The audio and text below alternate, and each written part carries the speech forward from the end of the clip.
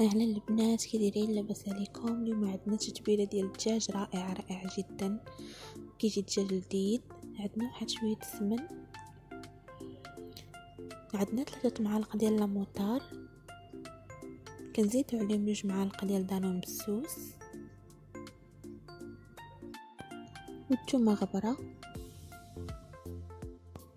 زائد عطريه ديال الدجاج ديال المشاوي، راه موجوده عند اي واحد كيبيع اللوازم ديال الحلويات، شويه الملحه، شويه الابزار،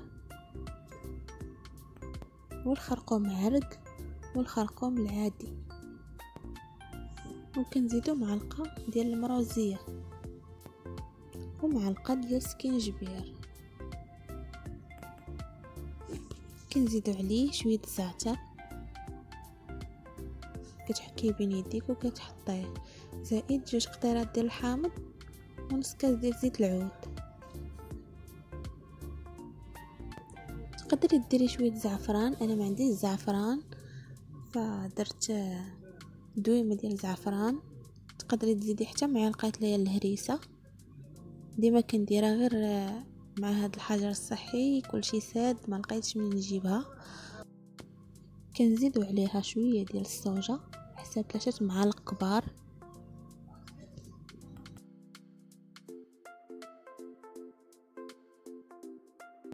من بعد كتميلونجي كلشي بيديك بحال هكا كيف ما كتشوف.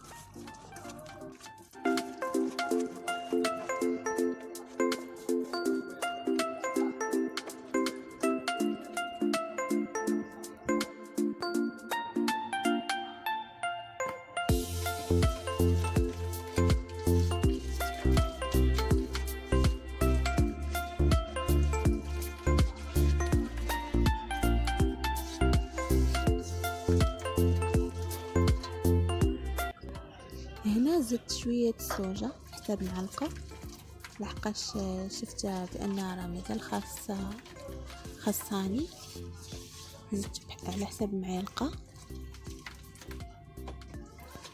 من بعد ما وجدنا التتبيله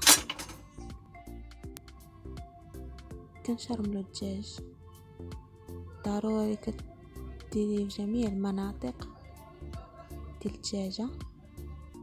نتيا كتقبي بالقتيب.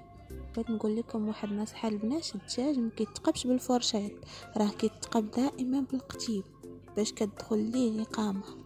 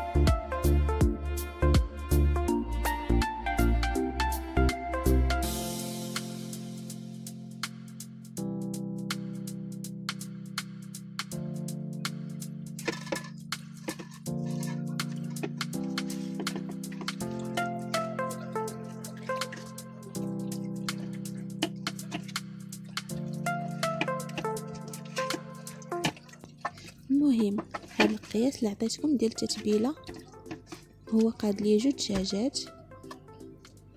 ملي كتكملي كديريهم في الثلاجه حتى الغد في الصباح، ضروري انهم يباتوا باش الدجاج يشرب ديك الاقامه. انا هاد الدجاجات شديتهم عمرتهم بالشعريه الصينيه.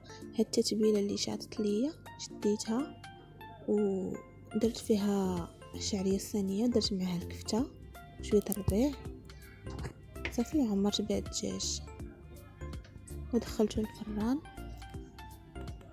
وهذا هو الشكل النهائي ديال الدجاج عرفتي راه كتجي واحد الريحه فيه، واحد النسمه فيه، ما نعاودش لكم البنات، ضروري خاصكم تجربوه، وكنقدموا لكم بالصحه والراحه. ما تنسوش البنات لي لايك ولي كومونتير سبسكرايب، ونتلاقاو في فيديو جديد ان شاء الله.